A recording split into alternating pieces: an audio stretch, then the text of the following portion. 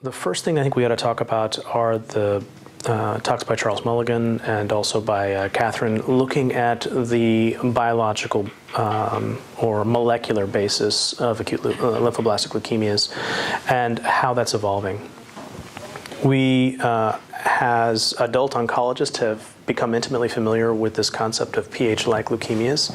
I think we still struggle, as Catherine pointed out, in regards to how to define them. Many of us don't do gene expression profiling as a matter of standard of care. We will use platforms like the Foundation of Medicine or other in-house methods like FISH to try and pick up on these recurring translocations. Coming to a consensus definition that allows us to bypass the gene expression profiling element of it, I think is going to be necessary, in much the same way that we did for Philadelphia chromosome-positive leukemias, where we were able to say that this kinase rearrangement is sufficient to diagnose this high-risk leukemia. I think it's going to be important as we move forward to do that without using, proprietary gene expression profiling methods to make sure that we're all talking about the same thing.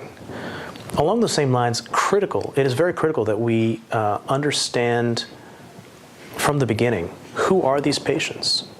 And so as we develop these consensus definitions, it's going to allow us to move it to that next stage.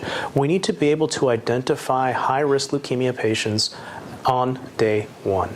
We need to be able to do it in a sensitive fashion, in a rapid fashion. Again, this is more of a wish list than a reality, but sensitive fashion, rapid fashion, and with agreeable terminology.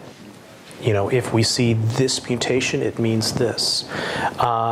Recognizing it'll never be perfect, just like it's not perfect in the context of double-hit diffuse large B-cell lymphomas, where some people may argue about double expressors versus double hits. It doesn't need to be perfect. If we can identify groups of patients who have higher risk leukemia, then that's sufficient to start exploring novel agents, but in the frontline setting. That's sufficient to start asking questions about the role of allogeneic transplant. For example, I don't think anyone would argue with the identification of a P53 pathogenic variant in acute lymphoblastic leukemia. I don't think anyone would tell you that's a low-risk patient. But I also don't think that anyone's going to be able to sit here and tell you this is what you do about it. We need to start making that transition to molecularly guided therapy